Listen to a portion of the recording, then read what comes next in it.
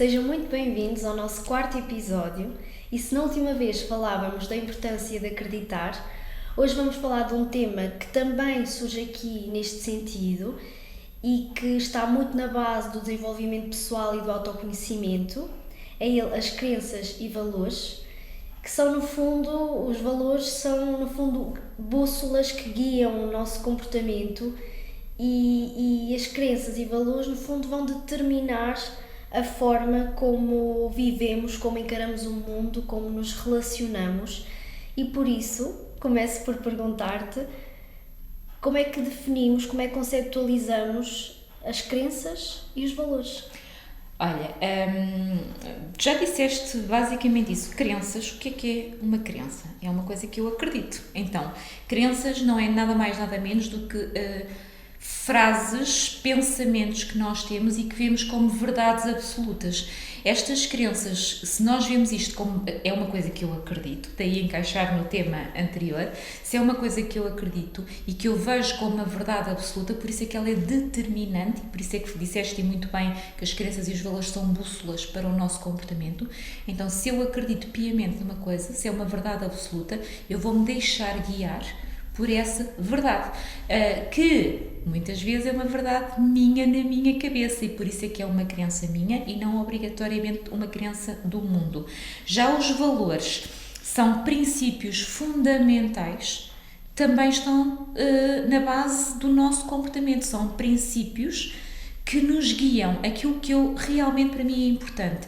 E se alguma coisa para mim é importante, eu vou ter que integrar esse valor, esse princípio naquilo que são as minhas ações. Importa aqui também dizer que quando nós vamos contra os nossos valores e por vezes nós não nos respeitamos nos nossos valores, e já estamos aqui a entrar no tema um bocadinho mais a fundo, quando nós não respeitamos os nossos valores, o sentimento que isto traz é um sentimento de insatisfação, de irritação, de aborrecimento, muitas vezes direcionado a nós próprios. Então, crenças e valores são efetivamente a bússola do nosso comportamento, são pensamentos, são orientações que nós temos e que guiam a forma como nós vemos o mundo. Daí também influenciarem os nossos relacionamentos, como tu disseste muito bem, e moldarem a nossa forma de atuar perante o mundo e a nossa forma de vermos o mundo. Inclusive, vão impactar a forma como nós julgamos o outro. Sim. E neste sentido, queres-nos explicar um bocadinho como é que são formadas estas crenças, estes valores? Olha, os valores são muito individuais e por isso é que não são certos nem errados. Para mim posso ter o valor da honestidade, por exemplo, muito presente e tu teres muito mais o do respeito do que propriamente o da honestidade. Não significa que para mim o respeito não seja importante e para ti a honestidade não seja, mas o valor que atribuímos a cada um deles pode ser diferente para ti como pode ser para mim e portanto também vai e vou dar aqui este exemplo concreto. Imagina a honestidade. Eu quando falo de valores, e só para, já vou responder à tua pergunta, mas só para enquadrar aqui, eu quando falo de valores, é um dos exercícios que eu faço, quer nos processos de coaching, quer muitas vezes também em consulta de psicologia para alinhar a pessoa e fazê-la perceber o que é realmente importante na sua vida, e eu costumo dizer, certamente nas formações que eu faço também te pergunto, a honestidade é um valor importante? Toda a gente me diz que sim. E logo de seguida eu pergunto, quem é que aqui nunca mentiu?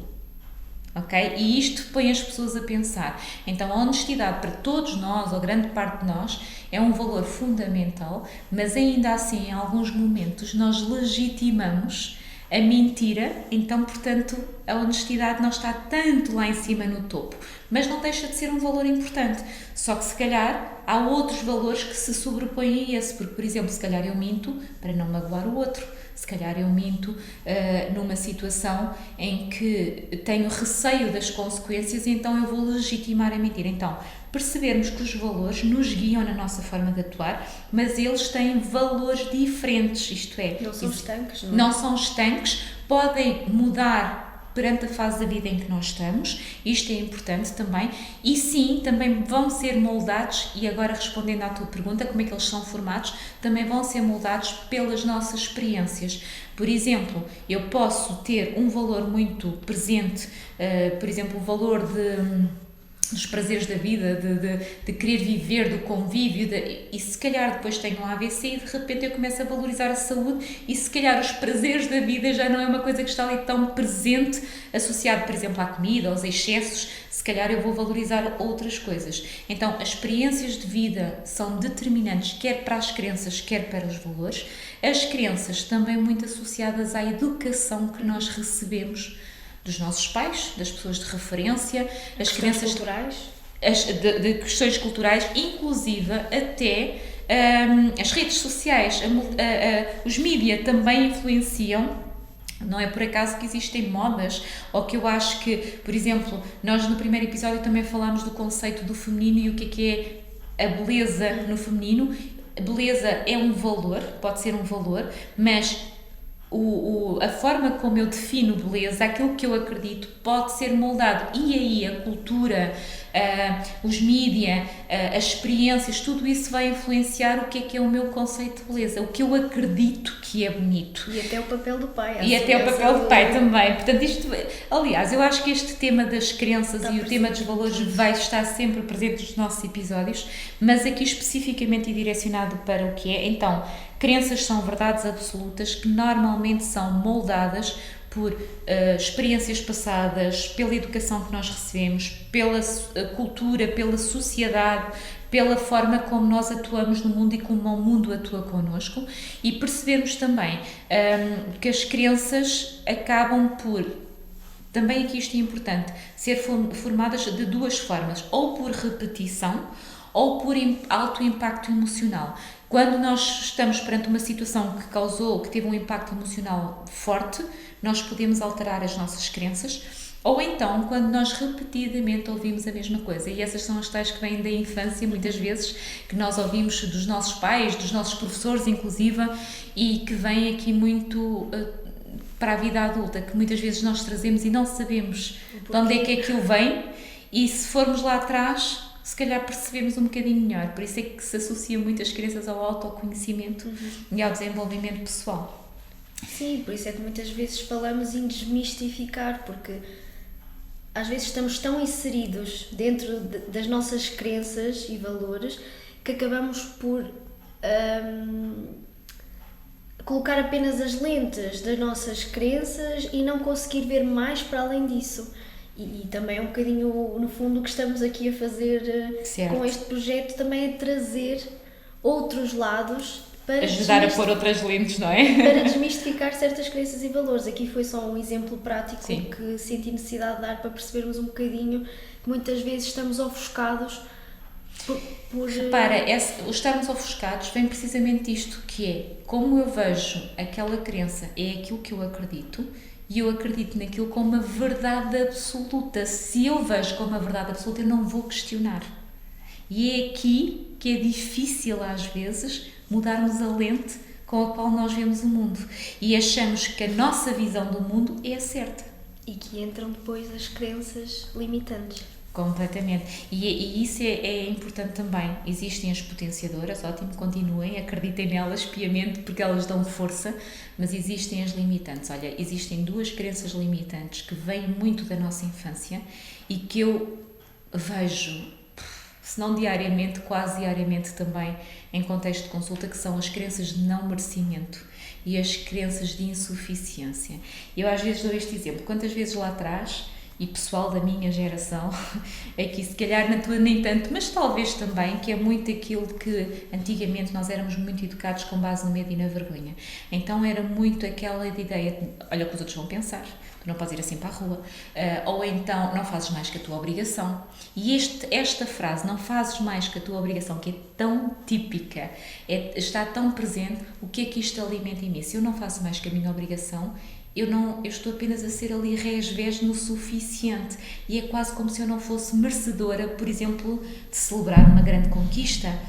Se foi apenas uma obrigação, não é propriamente uma conquista, e isto vai alimentar aqui um sentimento de eu não estar à altura, de eu não corresponder às expectativas, e vai bater numa coisa que nós também já falámos, que é o autojulgamento.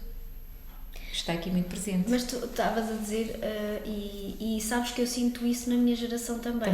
Se calhar não tanto imposto pelos pais ou pelo contexto de casa, mas pelo contexto externo, no sentido das pressões sociais, das redes sociais, da imagem, da importância que uma imagem tem hoje em dia.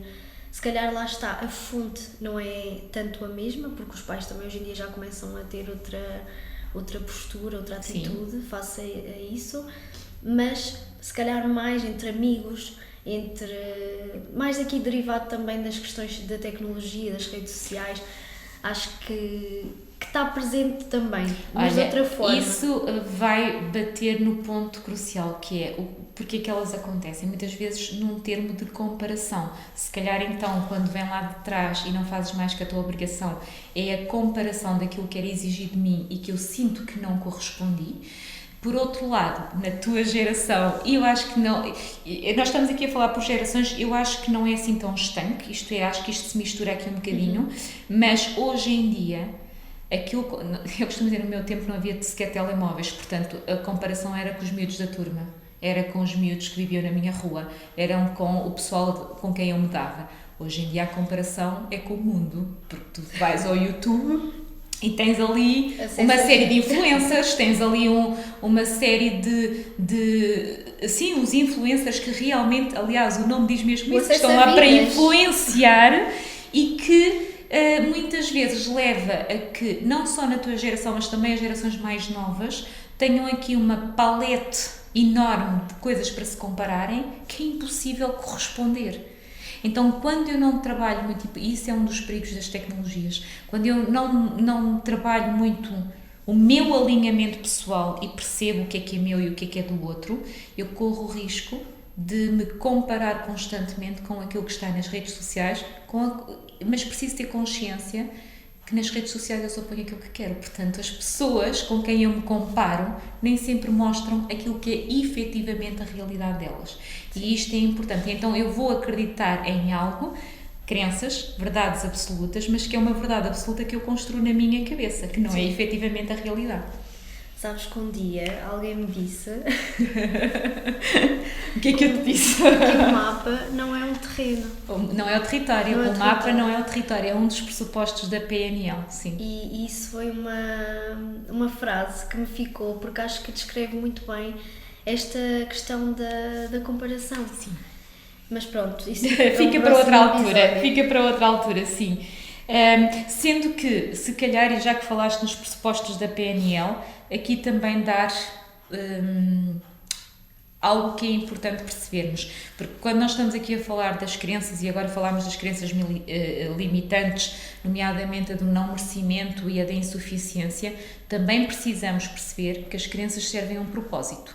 Isto é, as crenças normalmente existem para nos facilitar a vida em termos de raciocínio, isto é, quando é através daquilo que nós acreditamos que nós mais rapidamente, mais facilmente nos adaptamos à vida, ok? Àquilo que nos vai acontecendo, por exemplo, são estas crenças, são os meus valores que guiam o meu comportamento, então perante estas crenças e estes valores, eu consigo adaptar-me mais facilmente e rapidamente àquilo que são as exigências da vida, seja nos relacionamentos, é adaptativo. Portanto, as crenças servem a um propósito e é importante que elas existam.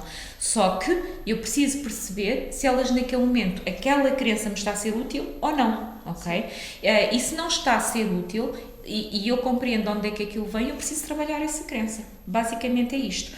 E se eu definir os meus valores, eu também preciso perceber qual é o valor que me pode mover em direção àquilo que eu quero. Olha, e agora falaste aí de uma coisa interessante que foi: precisamos trabalhar as nossas crenças. Pego nisto e questiono-te como é que nós podemos fazê-lo, sobretudo as nossas crenças limitantes, como é que nós podemos trabalhar as nossas crenças e conhecer melhor os nossos valores. Olha, em relação às crenças, perceberes o que é que tu realmente acreditas, o que é que te moveu a teres um determinado comportamento. Vai ao que está por detrás, ok? Isto é, não olhes só para o palco, olha também para os bastidores. O que é que te moveu? O que é que esteve ali dentro da base que te impulsionou a agir daquela forma? E depois percebe que evidências é que existem que realmente aquela frase é uma verdade absoluta ou não. Isto é, até que ponto... Eu costumo fazer algumas perguntas. Um dos exercícios que eu faço para trabalhar crenças é, vamos lá ver, existe algum exemplo, por exemplo, eu acredito que se eu falhar neste exercício, eu sou um falhado total, ok? Isto é um exemplo agora ao extremo, mas que existe aquela ideia de que eu não posso falhar nisto. Se eu falhar nisto, eu vou-me sentir um falhado. Mas quer dizer, se calhar eu estou a ignorar todas as outras conquistas que eu já tive na minha vida. A pergunta é, o que é que define que tu vais falhar? Isto é, o que é que significa falhar para ti naquele momento? Existem outras situações em que tu sentiste que falhaste e que se calhar o resultado não foi exatamente o mesmo, ou ao contrário, situações que tu não atingiste um determinado resultado, mesmo assim não tiveste essa sensação de ter falhado. Isto é um exemplo, é contrapor. Existe um contra-exemplo para questionares essa crença? Existem outras pessoas que tu admiras, que tu até vês como pessoas capazes, que fazem, e que tu admiras e que se calhar também já tiveram o mesmo comportamento? Então tu estás a pôr aqui, estás a usar o exemplo de outra pessoa, porque quando somos nós é mais difícil, então estás-te a dissociar dessa situação e estás a olhar, epá, se aquela pessoa também teve, eu não a vejo como falhada, porque é que eu hei de ser um falhado, ok? Então ajuda-te aqui a pôr. E depois, como é que tu podes substituir? As crenças não são para eliminar, tu não consegues eliminar crenças. Eu costumo dizer, é como se fosse um puzzle na tua cabeça. Se tu tiras aquela peça, fica lá o buraco, então tu tens que lá pôr outra peça que encaixe. Então as crenças são para ser substituídas. De que forma é que eu posso substituir esta crença? Muitas vezes não é o oposto, que as pessoas têm tendência a dizer, eu sou falhado, agora eu sou, sei lá, uma pessoa de sucesso. Não, mas eu posso dizer, falhar ou errar é legítimo. Por exemplo, a palavra falhar tem um peso bastante forte. Então, se calhar, em vez de falhar, eu dizer permitir-me errar, ou errar faz crescer, eu posso substituir isto. Errar faz parte do crescimento, errar é uma aprendizagem, o erro permite-me aprender. Se eu conseguir arranjar aqui uma frase que substitua, eu posso repetir, e dissemos que ou por impacto emocional ou por repetição, então eu vou começar, sempre que vier a crença, eu vou substituí-la pelo pensamento mais positivo e mais favorável àquilo que é, por outra crença, neste caso. Voltamos à questão do mindset. Sim, completamente. É da forma como tu olhas, e lá está, é mesmo isso. As crenças são as lentes que tu pões, então usa uma lente diferente para olhares para a situação de forma diferente e vai encaixar naquilo que nós falámos no último episódio, que são os significados que tu dás às situações. Sim. Por outro lado, os valores é muito individual, depende. Existem carradas de valores, ok? E o que eu costumo dizer é, muito importante, tu podes ter 300 valores, não interessa, define os teus 5 principais valores. Quais são as 5 coisas que tu não abdicas, que para ti são imprescindíveis? E se conseguires, que esse não é um exercício propriamente fácil, hierarquiza, isto é, compara os teus valores e diz, então se eu tiver, sei lá, liberdade e respeito, qual deles é que eu priorizo? Se eu tiver que escolher só um, o que é que para mim vem primeiro, a liberdade ou o respeito? Ou a paz e a honestidade? Ou a família e outra coisa qualquer? Então, se nós conseguirmos hierarquizar os nossos valores, eu consigo também alinhar as minhas decisões de forma mais, ou melhor, eu consigo tomar as minhas decisões, ao contrário, eu consigo tomar as minhas decisões de forma mais alinhada com aquilo que é importante para mim. E a hierarquização dos valores permite-me fazer isso. Portanto, os valores é um exercício um bocadinho, se calhar, mais difícil, mais complexo, mas pelo menos ter clareza sobre aquilo que é importante para mim, isso já me ajuda a fundamentar as minhas escolhas e a estar alinhada comigo. Basicamente é isto. Não sei se me esqueci de alguma coisa, mas eu acho que estas são assim as principais Sim, formas eu acho que de no lidar fundo neste episódio também procurámos, visto que falamos tantas vezes em crenças, valores, de forma se calhar mais subtil, explicar aqui um bocadinho o que é cada um, que no fundo fazem parte de todos nós, mesmo que de formas diferentes, porque nós também somos todos diferentes, E no fundo foi trazer um bocadinho estas conceptualizações para que também as pessoas percebam a importância que as crenças e os valores têm na nossa vida e que é importante também pensarmos, trabalharmos neles e acho que conseguimos fazê-lo hoje aqui. Sim. Eu acho que sim, e aliás esta é a ideia, é precisamente, esperemos com este episódio que tenhamos contribuído para que as pessoas tenham aqui alguns insights, consigam perceber quais são as lentes que usam no dia a dia para olhar o mundo, para perceber aquilo que os move. E perante isto, o apelo que eu deixo é precisamente este: parem, ganhem consciência, vejam o que é que está por detrás do vosso comportamento e qual é a intenção positiva por trás do vosso comportamento e percebam se isso vos serve. Ótimo, excelente, é para continuar. Mas se isso vos limita em alguma forma e vos traz frustração, vos traz irritabilidade, vos faz sentir que não estão a conseguir aquilo que realmente é importante para vocês, que não estão a conseguir atingir os vossos objetivos, então parem e percebam o que é que eu preciso mudar. De que forma é que eu preciso olhar para esta situação? Qual é o valor que tem que estar aqui presente? Por exemplo, um valor que para mim é importante, para mim, e que eu uso muito é o compromisso comigo mesma. Isto é, se eu estiver comprometida comigo mesma, não interessa o que os outros pensam, não interessa o que os outros dizem, interessa aquilo que eu vou fazer, porque este compromisso é comigo.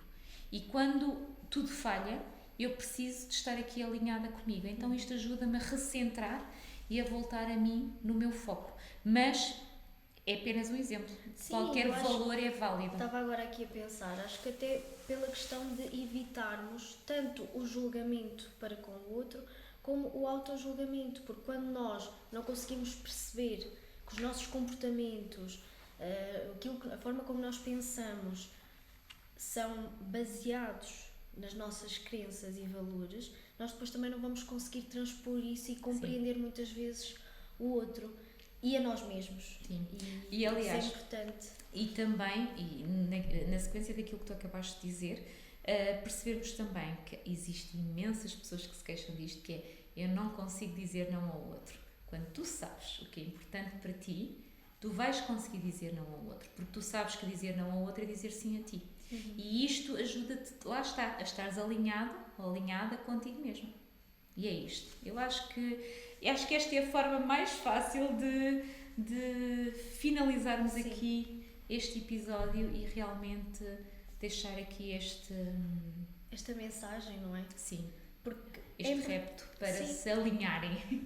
E este sublinhar daquilo que temos vindo a falar, da importância de nos autoconhecermos. Sim, completamente. Isto é autoconhecimento puro e duro, como eu costumo dizer, sim. Muito obrigada por a vossa atenção, por terem assistido ao nosso episódio. Continuem a sintonizar a vossa mente e coração e até à próxima. Obrigada.